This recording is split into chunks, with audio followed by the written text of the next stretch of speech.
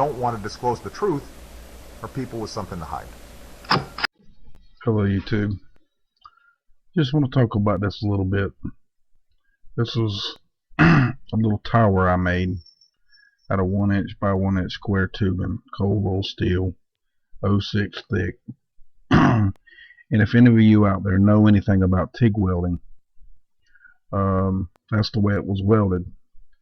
And it was not welded with filler rod, it was fused together. So basically it's just tacked together. It's got a complete fused weld on two sides. The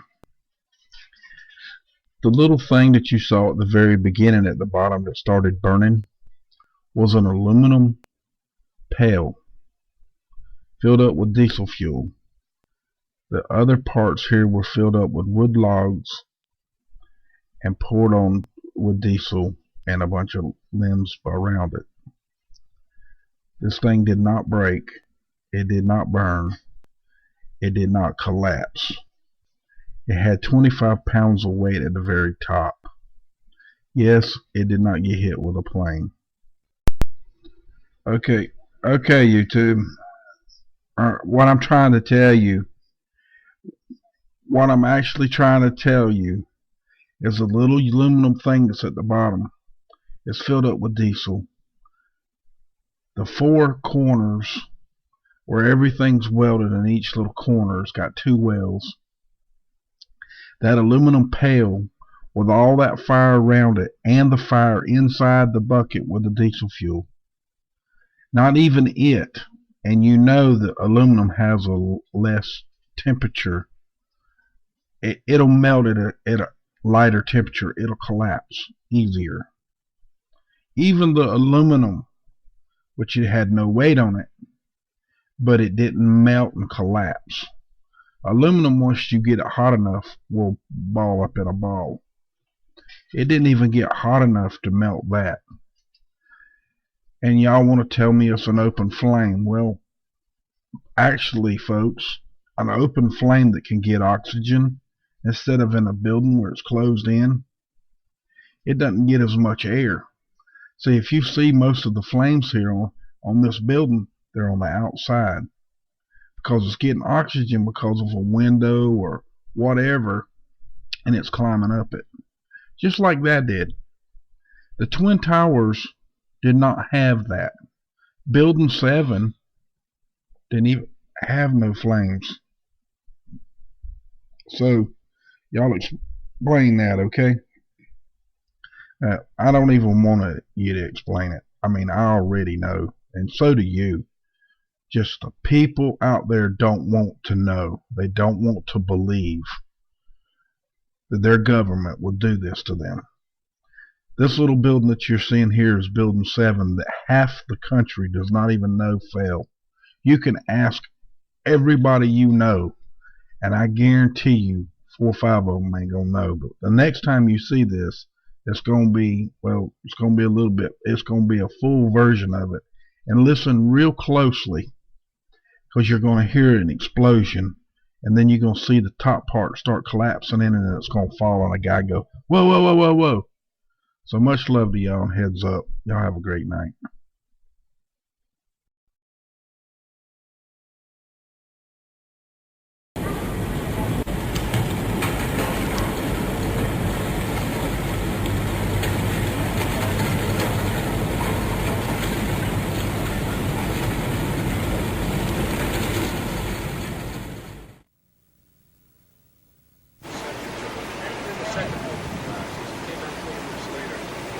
Looking like a Three Stooges movie covered in plastic, I swear to God. What are you gonna put you in? That's some good shit. Then we went back there. Whoa, whoa, whoa, whoa!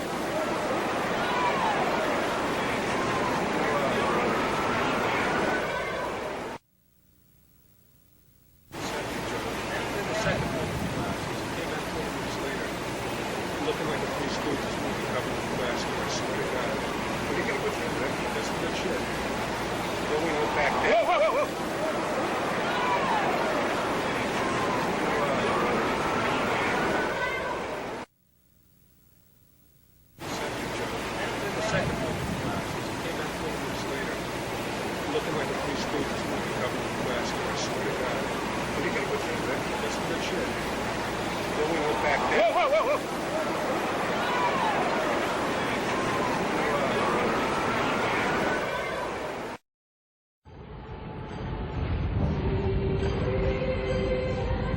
Shattering from the top, engulfed by banana peel plumes, these were no ordinary implosions. The Twin Towers each consisted of 3 multi-story buildings set on top of one another. To sustain the weight of so many floors, the sky lobbies had to be extra heavily reinforced. Watch a big squib coming from the sky lobby band.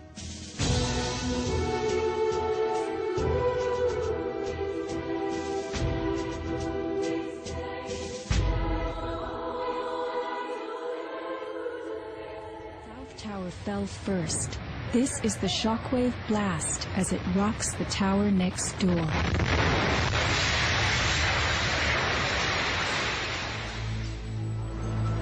The ground continued to burn. You'd get down below and you'd see molten steel running down the channel rails. Like you're in a foundry. Like lava. The crews kept spraying, but still, underground, molten metal flowed and the fires burned on. You see how this debris is still smoking? That's when the fire's going to still burning. 8 weeks later, we still got fires burning.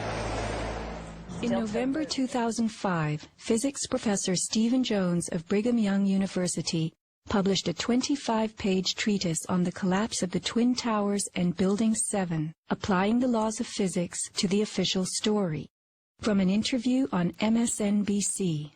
As we read in the FEMA report, it says here, and I put this in my paper, of course, the best hypothesis, which is the only one they looked at, fire, has only a low probability of occurrence. Further investigation, analyses are needed to resolve this issue, and Professor, I agree with that. I am sorry that we are out of time, and I'm not sure that Whoa. One other thing I want to mention about... Okay, if you can hit it just with it quickly. All right.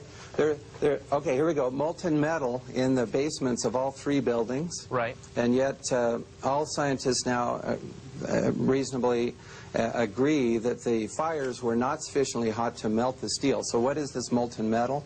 It's a direct evidence for the use of high-temperature explosives such as thermite. Thermite produces molten iron as an end product. Okay. We appreciate your coming on, even if I don't understand your theories. We appreciate you trying to explain them. Thanks. Professor Jones barely got in his mention of thermite. An incendiary used by the military, thermite is a compound of iron oxide and aluminum, which when ignited sustains an extreme heat reaction, creating molten iron. In just 2 seconds, thermite can reach temperatures over 4,500 degrees Fahrenheit, quite enough to liquefy steel. This is thermite melting the engine of a car. We know that open-air fires cannot burn hot enough to melt steel, but metal had melted at the base of the towers. The second product of a thermite reaction is aluminum oxide, visible as white smoke.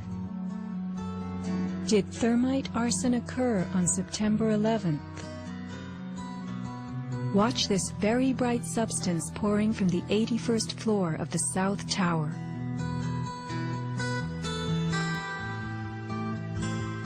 And white smoke appeared at the base of the building. Would this be aluminum oxide, the byproduct of a thermite reaction? Appendix C of the FEMA report describes sulfur residues on the World Trade Center steel.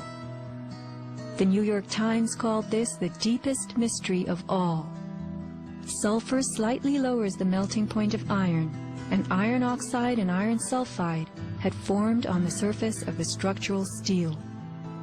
Sulfur used with thermite is called thermate, producing even faster results.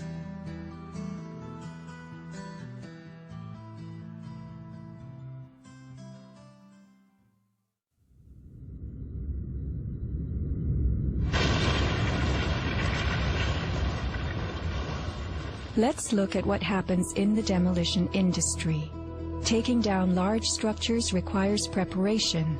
Powerful explosives and heavy equipment are used in advance to weaken the foundation and bottom sections of a building before additional explosives and gravity bring the rest of it down.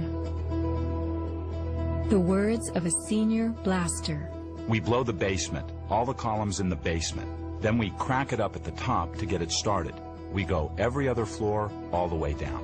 Every explosive has a timer on it. That's why it's controlled.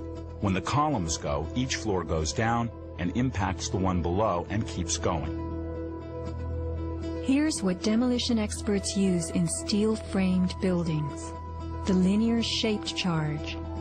It's a chevron-shaped or V-shaped charge that you can focus at a specific target, and it's lethal. It generates around 3 million pounds per square inch pressure at a speed, depending on the explosive inside the shaped charge, in excess of 27,000 feet per second. Besides the unfathomably powerful shaped charge, blasters have a lot of tricks. There are over 1,000 different types of explosive. Different because they detonate at varying speeds.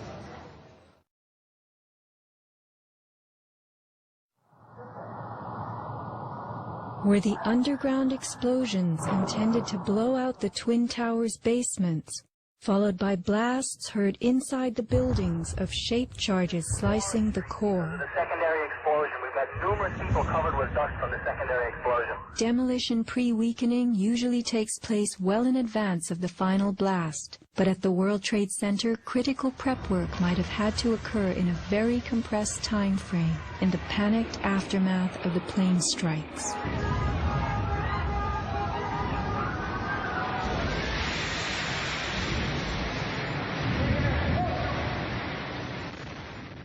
These core columns were discovered after the collapse. The angled cut occurs in exactly the manner that shaped charges slice through steel beams to control the way they fall. Notice the hardened once liquid metal. Was thermite used with the shaped charge? The job of the shaped charge is to cut steel H-beams. The way we do this is by cutting the beam at an angle, which, through a series of beams cut at the same angle, will tend to make the building shift over and walk. Let's look at the rubble of two 110-story buildings brought to the ground. In a 7-story crater lie over 1 million tons of debris. Had the basements not been blown out, where would the rubble have gone? Heaped on the ground, ready to slide and spill? The art of controlled demolition.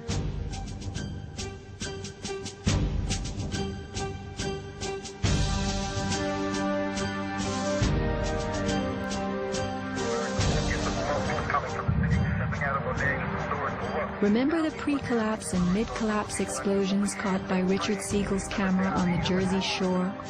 Were these the blasts that took out the core and upper basements just before the final crumble? A mind-boggling sequence of computer-controlled delays that blew the exoskeleton, pulverized the concrete, to bring the whole structure rolling to the ground. Was this the story of that day? Inside our building, the North Tower, we heard pa pa pa pa pa pa pa pa pa. And on the